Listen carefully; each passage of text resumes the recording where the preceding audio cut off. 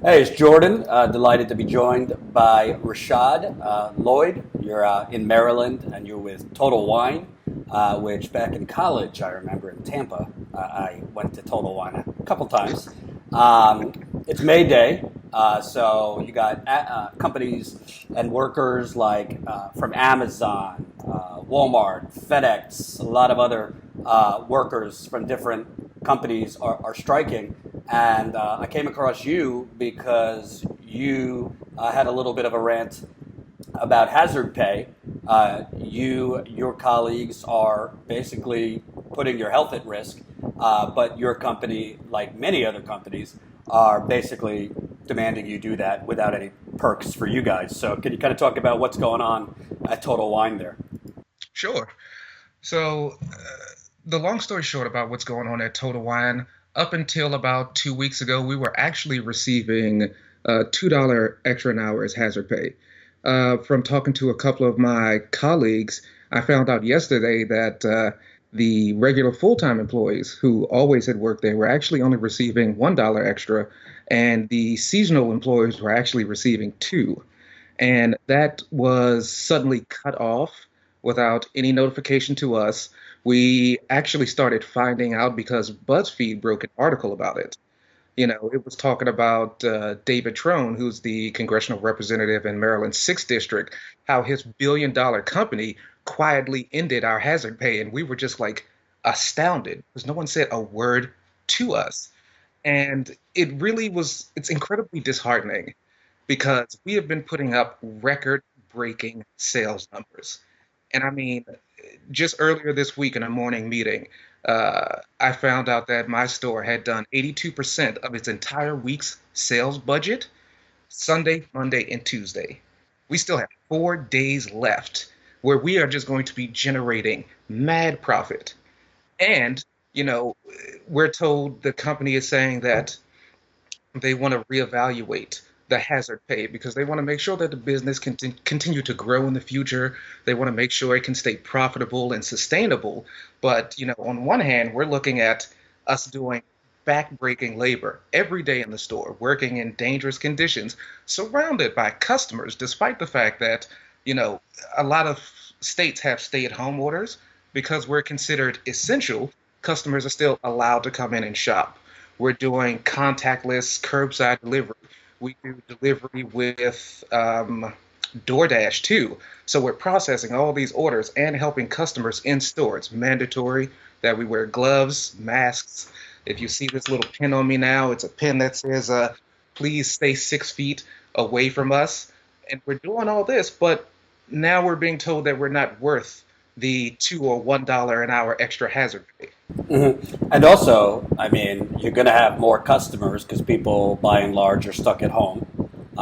Cabin fever is real, so people might want more wine than they normally, or more alcohol than they normally would consume because they're just sitting at home. Helps pass the time, whatever. So you probably would have pretty high volume of customers in there right now. Yeah, we have a tremendous volume of customers still in store, especially at my location, and like the orders are just taking off massively. We used to have in store like concierge teams, wine managers who sat there with customers and they went through the buying process, uh, recommendations. All that's been converted to uh, cashiers to process in-store orders and merchandisers to get like delivery orders out. So the sales are really just like jumping right now. So you mentioned a congressman who owns Total Wine. Am I understanding that right? Yes. So Total Wine is the nation's largest private liquor business. It's owned by David and Robert Trone. They're a set of brothers. David Trone is the congressional representative for the 6th District of Maryland. So part of what I'm seeing, not just in Total Wine, but in a lot of the retailers that have essential employees, is, for years and years and years, we've always been told that retail work is low skilled, it's not deserving of a living wage. And right now we're really seeing that retail is one of the things that's driving the economy that everybody's so terrified of crashing. We're the ones keeping it up on our back. And we have a failure from private corporations to take care of their employees, and a public failure from Congress to legislate to protect employees. And in Total Wine, you have both of them because David Trone is the owner and he's also in Congress. And I actually have something pulled up here. I just want to read to you. It's one of his most recent tweets from his congressional account in the last day. It says, I spoke with Maryland labor leaders this morning about how the COVID-19 pandemic is impacting our workers. Each industry is being hit hard by this crisis, and I am working with our federal, state, and local partners to ensure our workers get the PPE and paid leave they deserve. So on the right hand, he's trying to say, I'm doing everything I can to support workers throughout this crisis. But his left hand has slipped into his own employees' pockets and taken that hazard pay he was giving them without any notification. And also, he and other Congress people don't seem to be in a rush to get back, citing an increase in COVID cases in D.C. So they're demanding you and your colleagues work. I assume you don't really have a serious paid leave policy. If you don't work, you don't get paid. Yet, for himself and others, he's not applying that same standard. Well, yeah. So for anybody who doesn't know the exact dates involved, Congress, the House was supposed to be back off of recess originally April 20th. They extended their recess to May 4th because they believed it was important for them to really follow social distancing guidelines. They wanted to make sure that they were safe. They, as of right now, Nancy Pelosi is saying, hey, we can't do remote voting. She came up with a ridiculous excuse on MSNBC saying that we don't know if the House rules or the Constitution will allow for it. I've got committees researching it. So they're able to safely social distance at home. They even came back to vote last week on, the stopgap for more funding for the Paycheck Protection Program. But then when, Nancy Pelosi wanted to keep everybody in the House, they were like, hey, there's a spike of cases in D.C. We're not coming back until May 4th. So my boss is able to sit home if he so wishes and get paid from people's tax dollars while also raking in massive profits from his company. And again, he has taken money out of our pockets in the name of reevaluating if the company is going to be able to be sustainable in the future. It's absolutely nonsense. While they're taking hazard pay away from you, have they provided you the necessary masks, gloves, sanitation? So we do have masks provided every day. We have gloves provided every day. We were supposed to be on a program where we were basically doing contact tracing, registering everyone's temperature every time they walked in, but there was a distribution failure, and a lot of the stores didn't get the thermometers for weeks. Like this program, I believe, rolled out 2 weeks ago, maybe even 3. We just got our thermometer this week so we could start checking temperatures. So I assume... They decided to prioritize the higher volume stores first and then get them out to the rest of the stores when they could. Right. So I assume since, he says Total Wine is making record profits and the sustainability of the business and all that and growing the business, I presume they offer you, of course, great stock options, retirement benefits, lavish pension plan. You have all that, right? Because you're risking your life? No. So what we were offered, though. Now, this was a great thing. I can't say I hate them for it. They took away our $2 hazard pay, and then they offered everybody a $25 wine coupon. So we could get a free bottle of wine up to $25. Mind you, that was only available to the seasonal employees. The full-time employees, the regular employees, didn't get that because they're already a part of the Wine for Life program. So they already get some free wine every month. So they got nothing. And we got a pat on the back, champ. Thanks for risking your life. Come back and do it again tomorrow. So let me ask you, because I think it's important. I think it's easy for people watching this to be like, well, why don't you guys strike? Because there's this sentiment right now, we need to get everybody to strike. Today, Amazon, let me get the list here. Amazon, Whole Foods, Instacart, Walmart, Target, FedEx, just a few companies striking. But my question to you if you guys struck across the country, obviously they would be forced to do something. But it's not so easy, I guess, for you guys to strike, because if you do, who's going to pay, your groceries and for the essentials for you and your family? Exactly. So to speak on that a little bit, the main thing that's keeping a lot of people that I know in the company from even speaking out to the extent that I'm doing is because we're all terrified, myself included. I knew from the second that I sent that first tweet out about the company cutting the hazard pay that I was going to be a target. I fully expect within the next week or two there will be some miraculous reason that I am terminated. My services will no longer be needed. And a lot of people feel the same way. They just can't speak up at this time because their jobs are so critical. There are people, multi-family homes where, two-thirds of the house isn't working right now. And you've only got one person working this job, bringing in an income, and they just can't say anything because they don't know if they say something, if they take a stand, where their next meal could come from after that. They've got families to think about.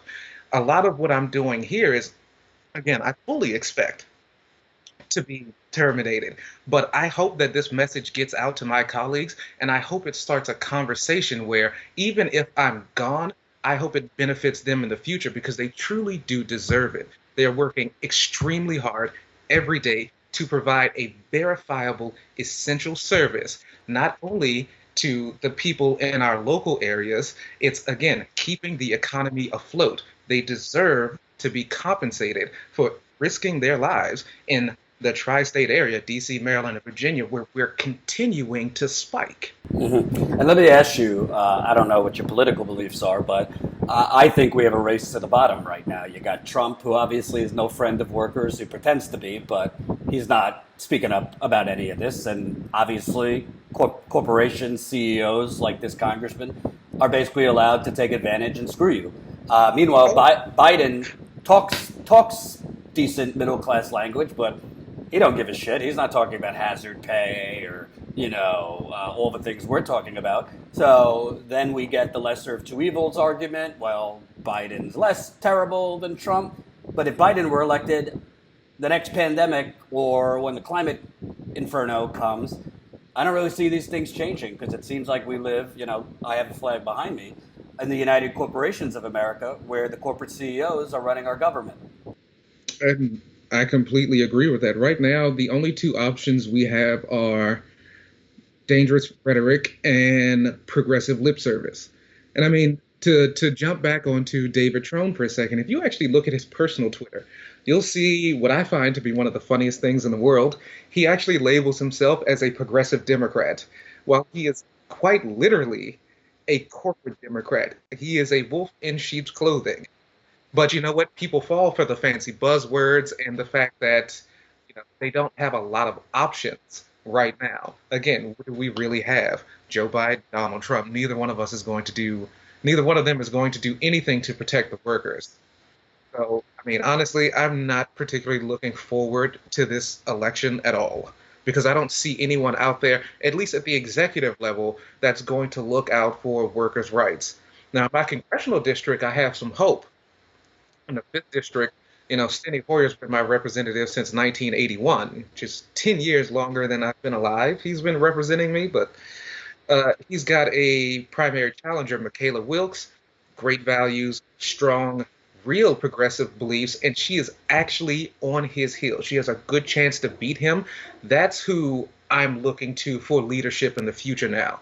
The people, the down the ballot candidates who can really help legislate the changes and then put them in front of the executive's desk. Because at that point, the executive leaders will really not have much of a choice but to just go ahead and sign it, or they're going to show for a fact that they're betraying the people who they said they were going into office to support. And lastly, and maybe this is a dumb question, Isn't there a real conflict of interest here that you have a congressman owning a massive wine store? This is not like You a think small. so? This is not a small mom and pop. I know Total Wine. Most people do because Congress people are overseeing legislation for possible marijuana legalization, which I assume he might not be for, given that alcohol and marijuana could be competitors. The ATF, the Alcohol and Tobacco Firearms. How is this allowed? So one of the first things, and mind you, just another little tidbit of backstory on David Trone. He ran for Congress in 2016. He lost horribly. And 2018, where he finally won and got in. Over both of his races, he spent a projected $25 million of his own money to get into Congress. And one of the first things he started attacking was, and I want to make sure I'm saying this right, I believe it was the 21st Amendment. He's trying to break down the last remnants of prohibition so he can bolster his private business. And it's a massive conflict of interest, but no one's talking about it. Everyone likes to focus on the executive branch. They like to say Trump isn't divesting from his businesses. Oh, they made Jimmy Carter sell his peanut farm, but nobody's looking at the actual state and federal legislators who have these massive conflicts of interests, like David Trone, and doing anything about it. There is no good reason a federal legislator should be a major shareholder in a company, should be an owner in a company. It shouldn't be allowed. Unbelievable. Thank you for coming to us. I hope you will keep us in touch. Unfortunately, I fear you're right, and they probably will terminate you, but we would love to have you back if that happens because we need to spotlight when companies like Total Wine, Amazon, all of them retaliate against employees because that's part of the fear you were talking about. It's not just the fear of not being able to provide food and keep your kids fed. It's the retaliation of being fired for daring to say anything. So workers need to be protected when that happens. So thank you, Rashad. Let's stay in touch. Absolutely. And if I could say one more thing before I leave, if there's anybody out there who works for Total Wine and you have a story to tell and you're too afraid to actually tell it, reach out to me on Twitter. Shoot me a DM. I'll start telling your stories myself. I have no problem standing up for my people because guess what? Again, I'm already going to be screwed, but I want to make sure that you all have what you need. Now is the time for us to stand together in solidarity because we are essential.